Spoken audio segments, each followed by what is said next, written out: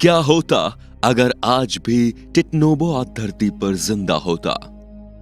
दोस्तों, अगर हम आपसे इस समय धरती पर पाए जाने वाले सबसे विशालकाय सांप के बारे में पूछें तो आप झट से जवाब दे देंगे, क्योंकि सुपरहिट एनाकोंडा मूवी को देखने के बाद हर किसी को पता है कि इस समय सबसे बड़ा सांप एनाकोंडा ही है।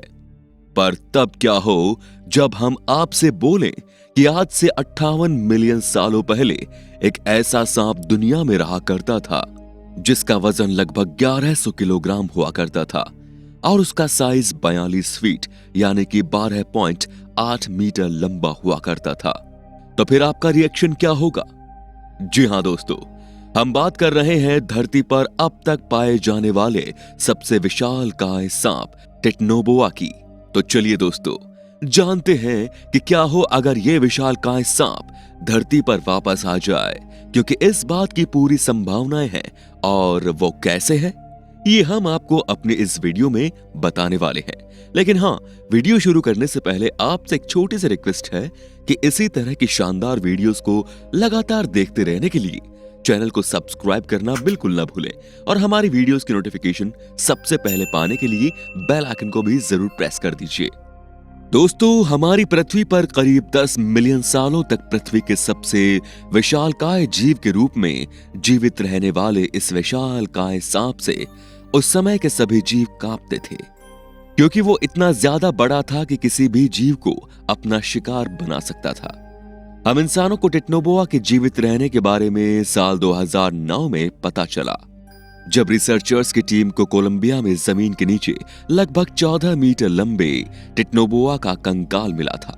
और कार्बन डेटिंग के अनुसार टिटनोबोआ का ये कंकाल 6 करोड़ साल पुराना है।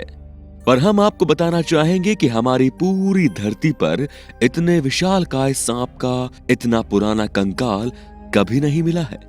और यही वजह है कि टिटनोबोआ को अब तक धरती पर पाए गए सबसे लंबे सांप के तौर पर जाना जाता है। अगर हम इस समय सबसे लंबे जीव जिराफ की बात करें तो 2 जिराफ को अगर एक के ऊपर एक खड़ा कर दिया जाए तो जितनी उसकी हाइट होगी, टिटनोबोआ उससे भी थोड़ा ज्यादा ही लंबा होगा। हम आपको बताना चाहेंगे कि यह खतरनाक सांप बिल्कुल भी जहरीला नहीं था, लेकिन जहरीला नहीं होने के कारण हम इसे बिल्कुल भी नजरअंदाज नहीं कर सकते, क्योंकि ये एनाकोंडा की तरह ही अपने शिकार को पहले पूरी तरह से जकड़ लेता था, जिस वजह से शिकार की एक एक नस ब्लॉक होना शुरू कर देती थी। और यही कारण था कि बॉडी में ब्लड का सर्कुलेशन भी रुक जाता था, जिस वजह से शिकार को सफोकेशन होना शुरू हो जाता था और वो सांस लेने की कोशिश करता, लेकिन जितनी बार शिकार सांस लेने के लिए अपने फेफड़ों में हवा भरकर इसे बाहर करता, उतना ही ज्यादा टिटनोबोआ की पकड़ मजबूत होती। यहां तक कि इस सांप की पकड़ इतनी ज्यादा मजबूत हो जाती कि वो अपनी गिरफ्त में फंसे शिकार की हड्डियां तक तोड़कर रख देता था। और इसके बाद जैसे ही दम घुटने की वजह से शिकार की मौत होती, टिटनोबोआ तुरंत ही उसे निगल लेता था। अब आप सोच रहे होंगे कि ये सांप जब इतना ज्यादा विशालकाय और खतरनाक था तो ये हमारी पृथ्वी से अचानक से ही गायब कैसे हो गया? तो दोस्तों, इसके जवाब में हम आपको बताना चाहेंगे कि टिटनोबोआ के हमारी पृथ्वी से विलुप्त होने का सबसे बड़ा कारण क्लाइमेट चेंज था। जी हां, ये सांप केवल गर्म इलाके में ही रह सकते हैं। इसी वजह से जब ये हमारी पृथ्वी पर रहा करते थे तो उस समय पृथ्वी का तापमान काफी ज्यादा हुआ करता था, जो इनको जीवित रखने में मदद करता था। लेकिन जैसे जैसे मौसम ने करवट ली, वैसे वैसे इन विशालकाय सांपों के लिए खतरा होने लगा, क्योंकि इनको सरवाइव करने के लिए 32 डिग्री सेल्सियस का टेम्परेचर तो अनिवार्य था। इसी वजह से साउथ अफ्रीका के रेन फॉरेस्ट के टेम्परेचर में बदलाव होने के कारण इनका साइज छोटा होने लगा और ये कब हमारी पृथ्वी से गायब हो गए किसी को भी पता नहीं चला। लेकिन जरा ठहर जाइए, क्योंकि कल्पना करिए कि आज अगर ये विशालकाय सांप हमारी पृथ्वी पर मौजूद होता तो किस तरह की परिस्थितियां हमारे सामने होती। तो दोस्तों, सबसे पहले तो हम आपको ये बता दें कि टिटनोबोआ के होने का असर सबसे ज्यादा उन इलाकों में पड़ता जहां पर गर्मी ज्यादा होती है, जैसे कि कोलंबिया या फिर उसके आसपास के देश जैसे कि वेनेजुएला, ब्राजील वगैरह, क्योंकि इतने बड़े सांप के रहने के लिए ये जगह बिल्कुल आइडियल होती। अब जब ये खतरनाक सांप हमारे आसपास रहता तो जाहिर सी बात है कि हम अपने घरों में एक्स्ट्रा प्रोटेक्शन करके रखते, क्योंकि ये कोई छोटे मोटे सांप तो है नहीं।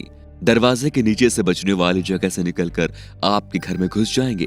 इन्हें अंदर आने के लिए काफी अच्छी खासी जगह की जरूरत होती है, और अगर हम सब कुछ प्रोटेक्शन के साथ करेंगे तो ये हमारे घरों के अंदर नहीं आ सकते।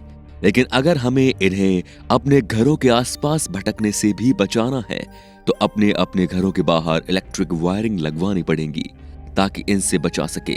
पर दोस्तों, इससे भी काम नहीं चलेगा, बल्कि अपने साथ हमेशा स्टन गन रखनी पड़ेगी, क्योंकि क्या पता कब ये सांप आपके सामने फन फैलाए खड़ा हो जाए।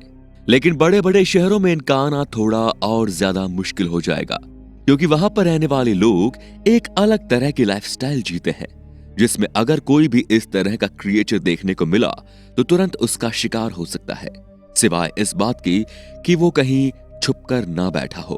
पर इस तरह के बड़े सांप आखिर कितने दिनों तक छुपकर चूहे जैसे छोटे क्रिएचर का शिकार करेंगे? जाहिर सी बात है कि उन्हें अपना पेट भरने के लिए सामने तो आना ही पड़ेगा। हालांकि आपको हॉलीवुड फिल्मों में ये दिखाया जाता है कि एनाकोंडा इंसानों को निगल लेते हैं, लेकिन असल जिंदगी में सच्चाई थोड़ी हटकर है, क्योंकि सांप हम इंसानों को कभी भी भोजन के तौर पर नहीं देखते। पर हाँ, भूख लगने पर तो कोई कुछ भी खा सकता है, हम तो फिर भी इंसान हैं। अरे नहीं नहीं, इतनी जल्दी टिटनोबोआ से मत डरिए दोस्तों, क्योंकि अभी तो आपको बहुत कुछ बताना है। जहां सबसे पहली बात तो ये कि सीन पलट भी सकता है और हम इंसान इस विशालकाय सांप को बाकी सांपों की तरह जू में बंद करके भी रख सकते हैं, और जिस किसी ने भी इन सांपों को पकड़ा वो तो इंटरनेशनल हीरो बन जाएंगे।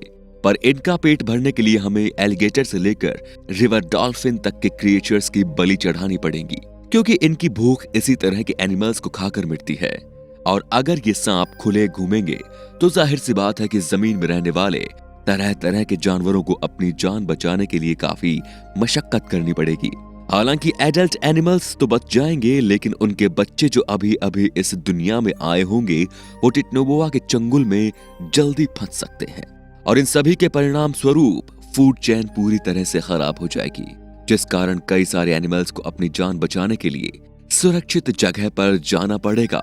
और जब इस तरह के एनिमल्स टिटनोबोआ से अपनी जान बचाने के लिए भागेंगे तो अमेज़न रेन फॉरेस्ट जैसे बड़े इलाकों में पेड़ पौधों को खराब करने वाले फंगस और इंसेक्ट्स वगैरह पूरी तरह से राज करने लगेंगे, और कुछ ही समय बाद जो हमें इतनी ज्यादा हरियाली देखने को मिलती है वहां पर बंजर जमीन रहेगी, क्योंकि पेड़ों को बर्बाद करने वाले इंसेक्ट्स को मारने वाले एनिमल्स तो अपनी जान बचाने के लिए भाग चुके होंगे। अब दोस्तों, ये तो अच्छी बात है कि इतना विशालकाय सांप हमारे बीच नहीं, पर हमें ये बात भी समझनी होगी कि सांप ज्यादा बड़े तभी होते हैं जब उन्हें प्रॉपर टेम्परेचर मिले, और जिस हिसाब से ग्लोबल वार्मिंग बढ़ रही है उसे देखकर तो हमें नहीं लगता कि वो दिन होने में ज्यादा देर लगेगी। इसीलिए अगर आप चाहेंगे कि हमारी पृथ्वी पर इस तरह की आपदा न आए तो शुरुआत हमें खुद से करनी होगी। इसीलिए कम से कम गंदगी न फैलाएं ताकि ग्लोबल वार्मिंग को बढ़ने से रोका जा सके और हम अपनी पृथ्वी को सुरक्षित बना सके। बाकी आपका हमारी आज की वीडियो के बारे में क्या कहना है हमें कमेंट करके जरूर बताएं, और इसी तरह के इंटरेस्टिंग वीडियोस को लगातार देखते रहने के लिए हमारे चैनल को लाइक, शेयर और सब्सक्राइब करना बिल्कुल ना भूलें। धन्यवाद।